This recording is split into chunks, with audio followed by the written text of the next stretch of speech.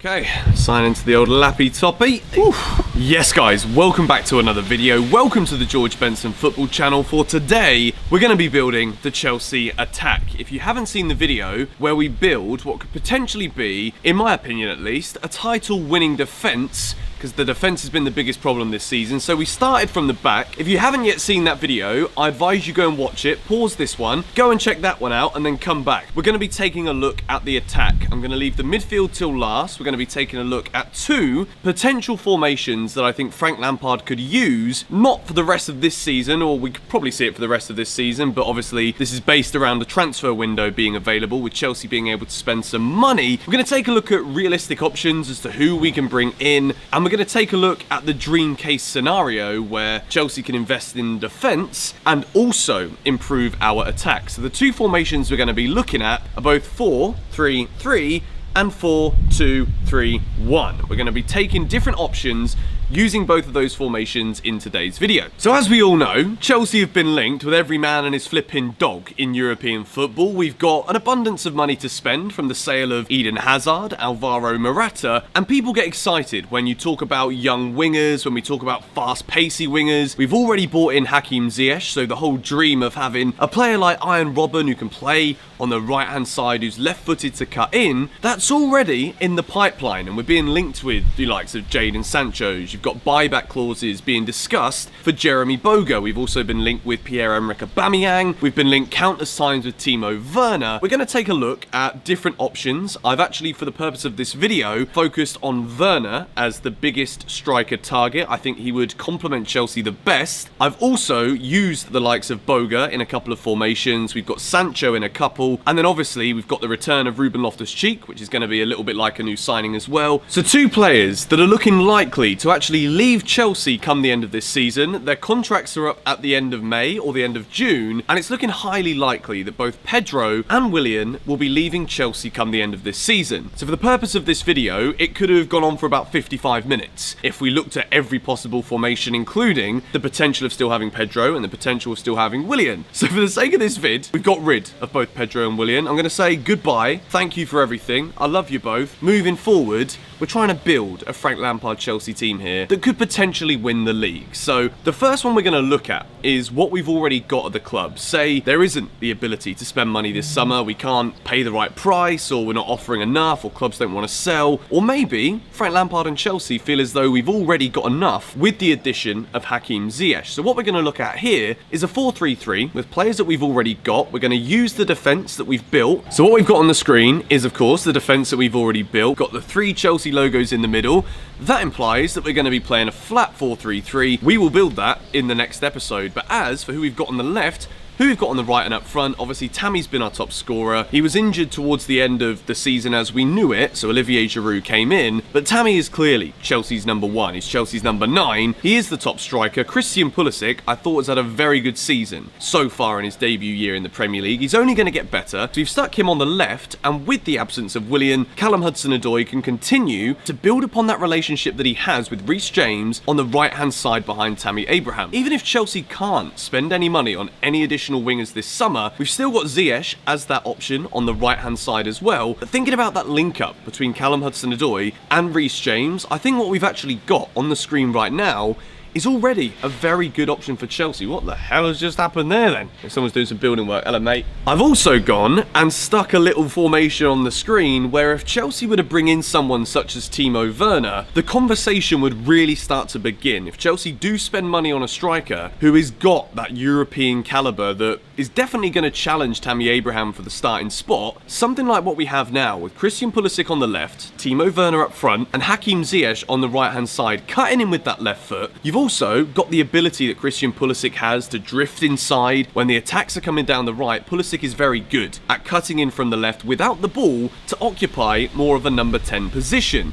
With the three midfielders in the block in the centre, these can be supporting going forward and can also be interchangeable going back as well. Then there's also the potential of signing Jadon Sancho. He's the dream signing. I think that if Chelsea are to bring in Sancho, we might have to say goodbye to one of those defensive options that we've got on the screen right now. Maybe we don't bring in a brand new left back, although it's looking as though the funds for the left back signing would be funded by the sale of another left back. And we've got to remember, we've got the money from the Morata sale, we've got the Eden Hazard money as well, and the likelihood is, fingers crossed, I literally pray to the heavens that this happens, because all of this is dependent on Chelsea finishing in the top 4. And basing everything in this video, I'm basing it off the fact that we will. So I think that we will. I bloody hope that we will. For the sake of this flipping vid, please, Chelsea, finish in the top damn 4. There's also a very key dynamic to discuss in the sense that Jadon Sancho, of all of these players that we're using in the graphics of this video to build a potential Chelsea title-winning team for next season, if we do buy Jadon Sancho, the ability to sign numerous other players in various different positions becomes less and less likely, because Sancho,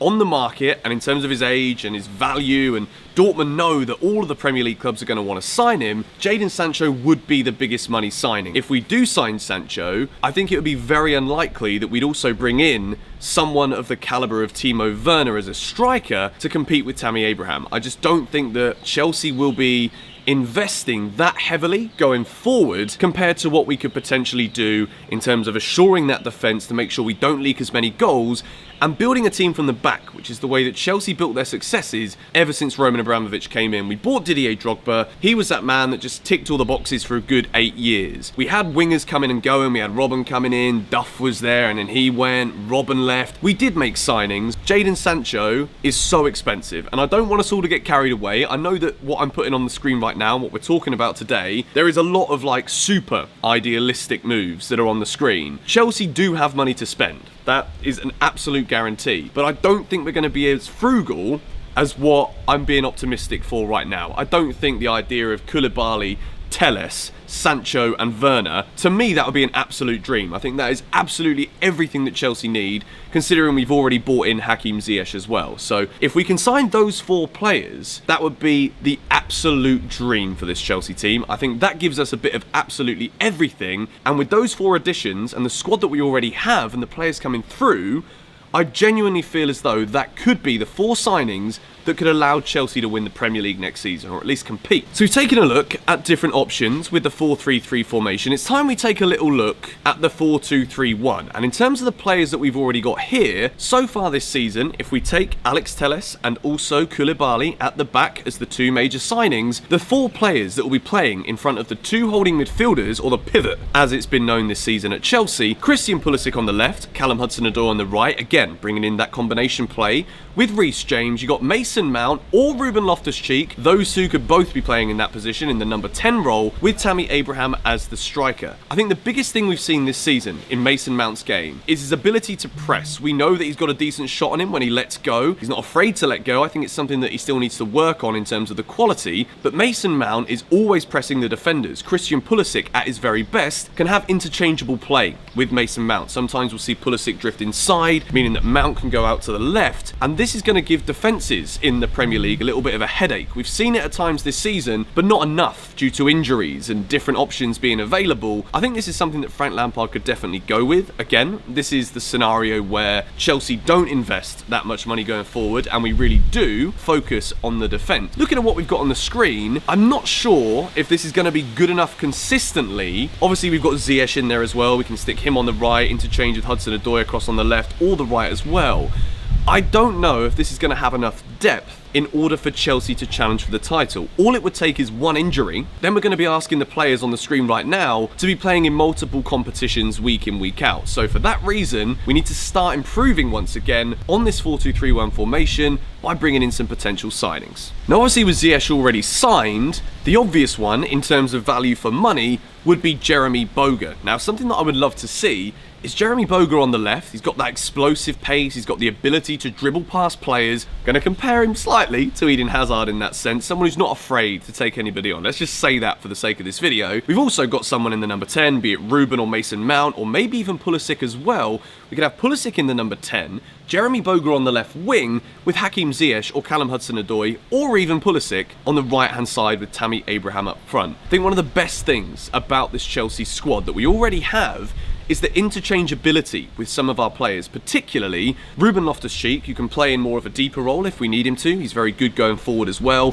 He can carry the ball forwards. You've got Pulisic, who can play on the left, not so effective on the right, but he's also very good in the middle of the park, playing in that number 10, where he's got the space to roam, and he's got that free ability to get into the box to support Tammy Abraham. Callum Hudson-Odoi started his career at Chelsea on the left, but we've seen him link up so well with Reece James that for the majority of the purpose of this video, I'm trying to build that chemistry. I'm trying to utilise what we've already got there to see that build and develop between Reece James and Callum Hudson-Odoi in a Chelsea shirt. So I'm going to say this now because I know there have been so many different potential formations, and well, not really formations, there's been so many different potential personnel within this video. I want you guys to screenshot the second and the minute and actually put it in the comments down below. So if it was like 9 minutes 43 and the team that was on the screen is your dream Chelsea lineup, let me know with a comment if you think it was possible. Put the little timestamp in the comments with it and I can take a look through and see what you guys think. Obviously, there are so many options of players that Chelsea could sign. I'm only really going at this point with players that there have been any kind of links with. We could take a little look at a team with Hakim Ziyech on the right-hand side, cutting in Ruben Loftus-Cheek. We have that physicality there in the number 10, with Christian Pulisic on the left and Timo Werner up front. Now, if Chelsea are not going to break the bank for Sancho, surely, with Timo Werner supposedly flirting with a move to the Premier League this summer, surely, in terms of a striker, be it a backup to Tammy or competition for Tammy, at this stage, I would say that Werner is more of a complete striker than Tammy Abraham, so he could come in and be Chelsea's starting striker. Timo Werner up front for Chelsea is something that I would absolutely love to see. I think in terms of being one of Europe's top marksmen this season before hit the fan, Timo Werner's been right up there for Leipzig. He's had an absolutely brilliant season. He's been linked with Chelsea. He's also been linked with Liverpool. I think it's more likely that Liverpool will sign him, but for me, he would be the dream striker to have alongside Tammy Abraham. In this video, I've not discussed the potential of playing with a 4-4-2 or something of that nature with two strikers, be it both Tammy and Timo Werner, because we've not seen Chelsea play with two strikers at any consistent level since we had the likes of Nicolas Anelka, Didier Drogba at the club. So I don't think it's something we're going to see, particularly with what we've experienced so far during Lampard's managerial career. So another question I've had to ask myself in this video is, in terms of the best 11, we're trying to build something here that I could see challenging for the Premier League title. One of the questions that I've been asking myself, and I've been going back and forth on this, is who out of Callum Hudson-Odoi and Christian Pulisic, if one of them has to make way for the addition of Hakim Ziyech in the side, who at the moment do I feel is the more complete player to hold their place if we've got a Mason Mount or a Ruben Loftus-Cheek in a number 10, sticking with a 4-2-3-1.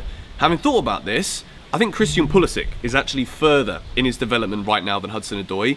Yes, he's got a couple of extra years on him, but in terms of the performances we've seen this season, which at the moment is the main thing we need to go by, Christian Pulisic, he's come out and said that he's fully fit. When the season's ready to restart, Pulisic will be ready, and I'm sure he's going to have a very explosive end to the season at Chelsea, which for me is going to set him up to be ahead of Callum Hudson-Odoi in the pecking order come the start of next season.